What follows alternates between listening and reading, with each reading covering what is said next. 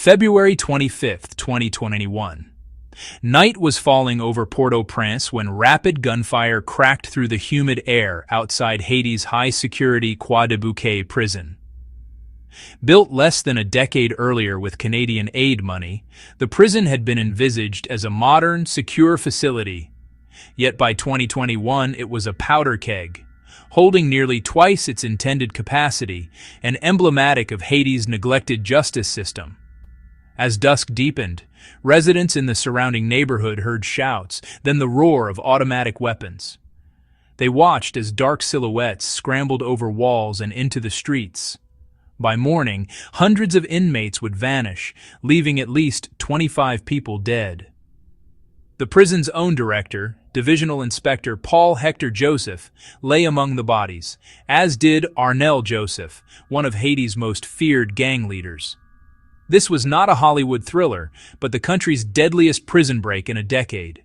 To understand what happened that February evening, one must first appreciate the world inside and around Croix-des-Bouquets. The fortress-like complex sits northeast of Port-au-Prince, near the community of L'Île-aux-Voix, where cinder-block homes line dusty roads and children play amidst patches of burning trash. The prison opened in 2012, financed with foreign aid and trumpeted as a step toward reform. It was designed to house 872 inmates, but by early 2021 it held 1,242 prisoners, almost double its capacity. Many detainees had not been convicted. Some awaited trial for years. They slept in cells so overcrowded that men took turns lying down. A United Nations report later noted that in some Haitian prisons, up to 60 people were crammed into spaces measuring just 20 square meters, forcing them to stand or sit in shifts. Lacking beds, sanitation, or even toilets, detainees relieved themselves in buckets that were only periodically emptied. They bathed and drank, using water from a single shared barrel. Meals amounted to porridge, dumplings, or rice and beans, insufficient for the recommended caloric intake. Sickness, malnutrition, and tuberculosis were rife. Guards sometimes left prisoners locked in windowless rooms for 23 hours a day. These conditions were so appalling that UN High Commissioner for Human Rights Michelle Bachelet would describe Haitian prisons as breeding grounds for torture and ill treatment. Croix-des-Bouquets also had a history of security failures. In August 2014, an armed raid freed kidnapper Clifford Brandt and at least 329 other inmates. Only half were recaptured. In 2018 and 2019, smaller groups of prisoners escaped through collusion, incompetence, or sheer opportunism. After each incident, officials vowed to install surveillance cameras and ankle monitors, yet the promises rarely materialized. Understaffed guards were poorly paid and sometimes bribed. Overcrowding and prolonged pretrial detention fanned anger. By 2021, the prison was a tinderbox. Among the prisoners was Arnel Joseph, the man many believe was the prime target of the jailbreak. He was born into poverty in Port-au-Prince's Village de Dieu, Village of God, an area notorious for high crime and desperate poverty. Emerging as a charismatic leader, Arnel blended gang violence with Robin Hood rhetoric. He was first arrested in 2011 for killing policemen but released in 2017. He established a gang that robbed trucks, kidnapped motorists, and imposed his own brand of justice. After his 2019 arrest on charges of murder, rape, and kidnapping, Arnel claimed he represented the oppressed residents of Village de Dieu and hinted at a revolution. He had already escaped from jail in 2010 and again in 2017. "I will be free soon." According to a report by the Haitian news service Haiti Libre, Arnel tried to pry open his cell lock and climb onto the roof with makeshift tools, but guards caught him. Such episodes highlighted not only his audacity but also the fragility of the prison's security. On the morning of February 25, 2021, inmates were outside their cells for recreation when gunfire erupted. Witnesses described armed men shooting at guards from outside the prison walls. Simultaneously, chaos exploded inside. Several inmates overpowered guards, stormed the armory, and seized weapons.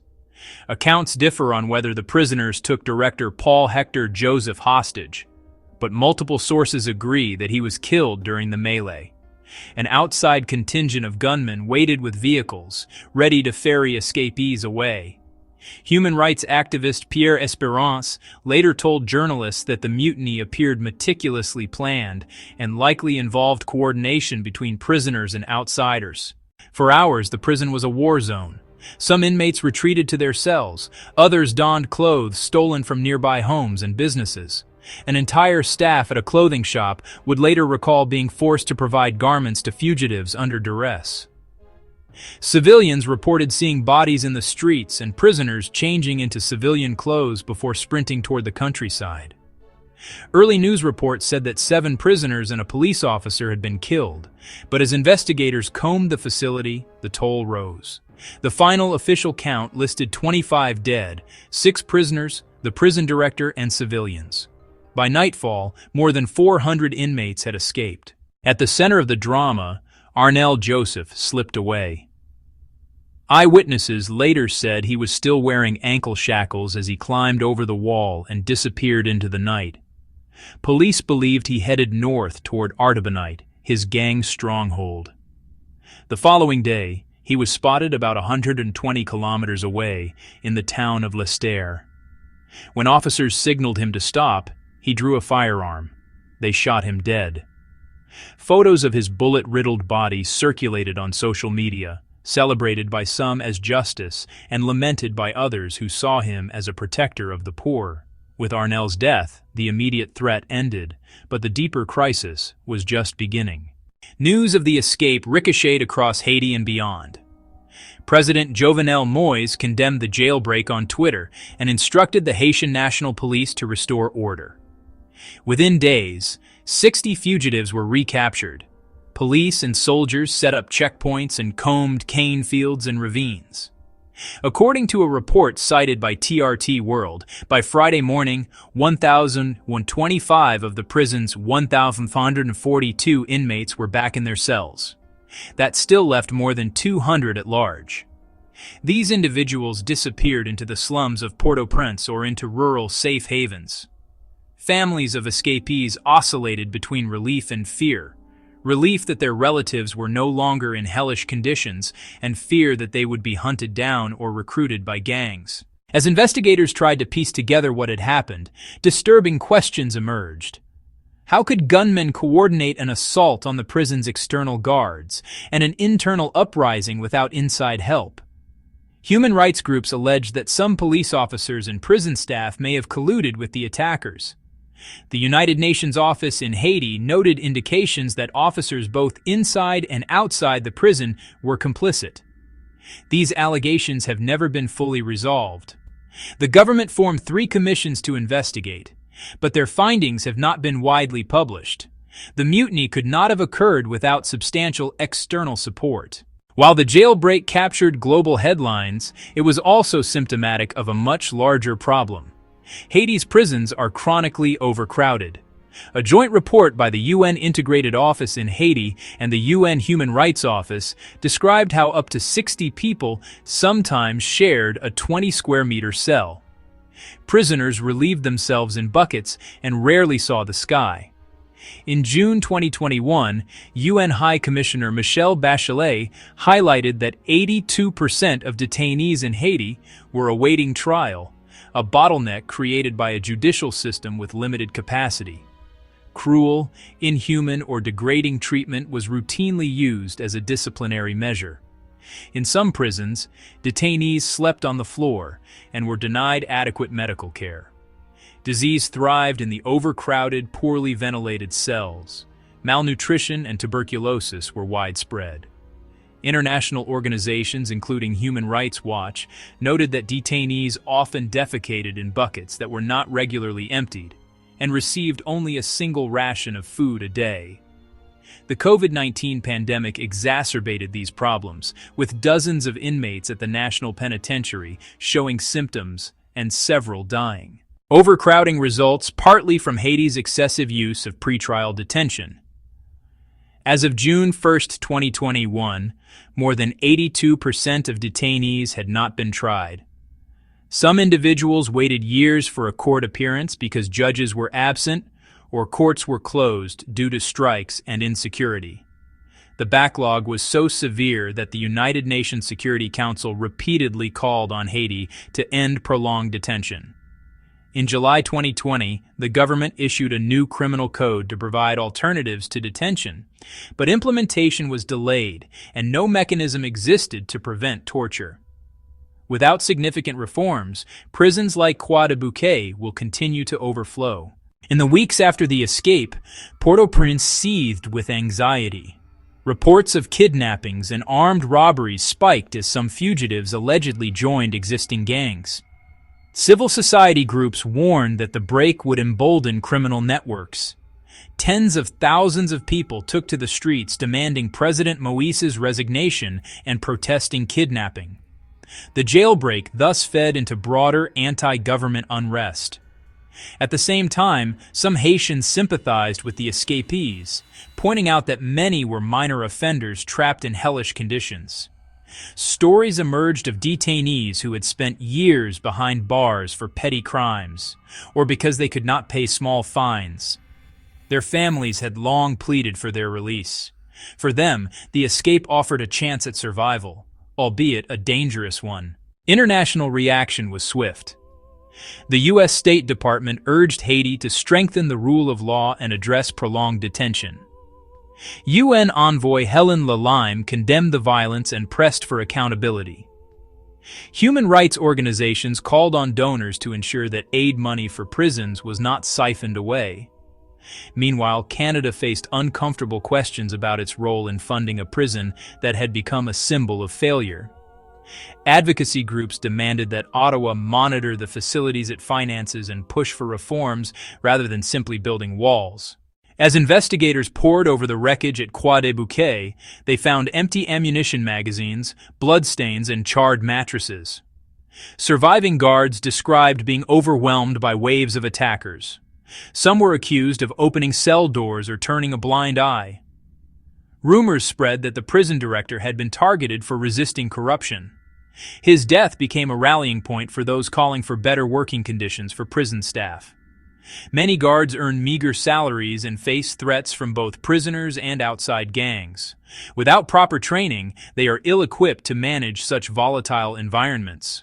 Some former guards have spoken anonymously about the impossible dilemma of balancing safety, humanity, and survival. Arnel Joseph's death, while welcomed by many, did not dismantle the networks he led. Gangs in Port-au-Prince quickly appointed new leaders. Violence continued to plague the capital and the Artibonite region. In early 2024, a massive prison break in Haiti saw thousands of inmates escape, prompting the government to declare a curfew. The event was separate from Croix-des-Bouquets, but it underscored that the systemic issues identified in 2021 had not been resolved. Without reform, experts warned, Haiti could see similar disasters repeated. For the families of those killed during the 2021 escape, justice remained elusive. They watched as politicians promised accountability and then moved on. Some victims' relatives received small payments, others got nothing. Community leaders called for public hearings and independent investigations. Yet the story slowly faded from international headlines, replaced by new crises: an earthquake, political assassinations, cholera outbreaks. In Haiti's endless cycle of emergency, prison conditions rarely make front-page news. That does not diminish their importance. Every day, thousands remain in cramped cells, awaiting trials that may never happen.